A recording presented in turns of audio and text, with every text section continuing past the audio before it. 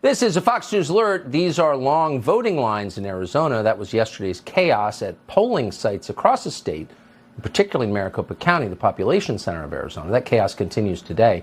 There's a live picture from vote counting underway in that county, which includes Tempe and Phoenix. We are told we received new results at the top of the hour out of that county, but they are apparently still delayed. What is going on exactly? Harmeet Dillon is the chairwoman of the Republican National Lawyers Association. She's in Phoenix tonight, where legal challenges may soon be underway. She joins us now. Harmeet, great to see you. What is the latest in these two races? Well, the latest, Tucker, is that the Maricopa County party is way behind. The county is way behind in counting these votes. And one of the reasons here is that they switched a couple of years ago to what's called a vote center model. So instead of the old-fashioned model where you would go vote in a precinct, they actually cut the number of places you could vote by 2/3. So it made it a little harder and less accessible to vote.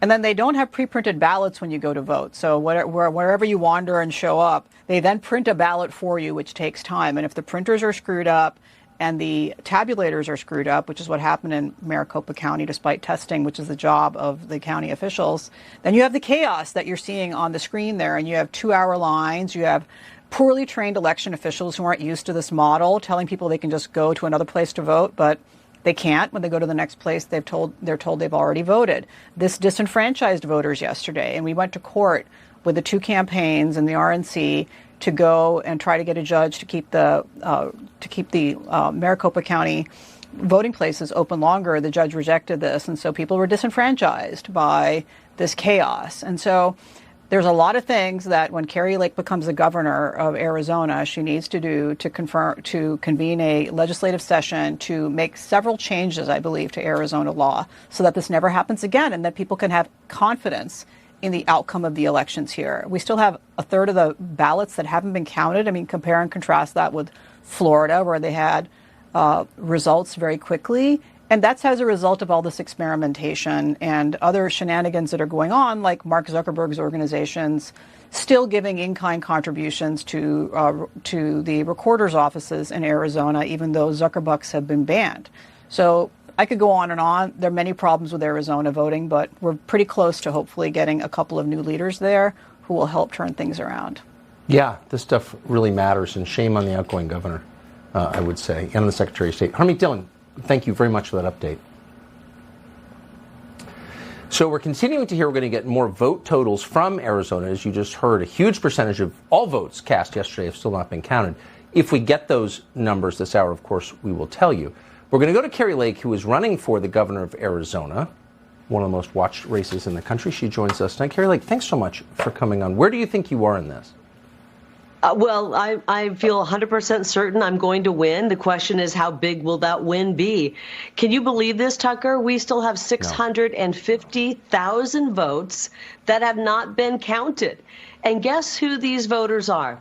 They're the people who showed up on Election Day. Right. They're the people, 275,000 of them are people who brought their mail-in ballots to the polls on Election Day because they don't trust the mail and they don't trust the drop boxes. So guess who those voters are? There are voters. And we're only down by a few thousand votes right now. When those votes come in, I think we're going to see a lot of liberal minds kind of blowing up.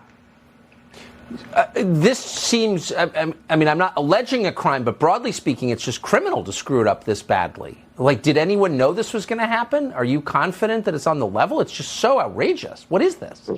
I'm not shocked at all. I mean, they've been calling me an election denier. I've been sounding the alarm on 2020 November 3rd election, which was disastrous. And we had problems in the August 2nd primary as well. And now we have the same problems. They have all this time to get this figured out. And you know where the main problems are? 20% of those machines went down, the tabulator machines. And I noticed they were primarily in Republican areas of town, Arcadia, Anthem, a lot of different areas. It was really a shame. We ended up voting in a very liberal part of town because we can choose which vote center to go to. And they said they'd had no problems. The bigger issue is we can't keep having this problem. This is what I've been trying to say. I want all Democrats, Independents, and Republicans to trust in the system. And when I win, and trust me, we will win this, this is going to be top of my agenda. Day one, I'm going to take my hand off the Bible. We're issuing a declaration of invasion at the border, and I'm getting my lawmakers, I'm getting the legislators to a special session to change our elections so that they are fair, honest, and transparent, and we get rid of those machines that are not reliable. And really, obviously, we saw what kind of problems they can cause. Well, it's insane. If you're serious about elections, you vote on paper ballots, right? You don't use electronic voting machines. Right. France doesn't. I mean, if we really wanted secure elections, we could have them, don't you think? Yeah, you count on it. You don't have election season. You have election day, paper ballots, and you count them right there in the precinct. Harmeet talked about how they went to the vote centers a couple of years ago during COVID. We used to vote at our churches and schools in small precincts. Well, when COVID struck, we couldn't vote at churches and schools because they were shut down. It forced us into these big vote centers where it's a lot easier to have problems. We're going to go back to small precincts where it's easier to detect problems and easier to fix them. And it'll be easier to hand count votes as well. These are some of the things I'd like to see happen. I'll work with the legislature. The U.S. Constitution says our lawmakers, our state lawmakers, are the ones who are to determine our election laws. And I know we're ready to solve this problem. We're sick of being the embarrassment that Maricopa County has made us become, and we won't do another election like this. Amen. If you care about democracy, you need to convince people it's on the level. And what happened in Maricopa County yesterday does not. Kari Lake, I appreciate it so much. Good luck. Yeah. Thank you.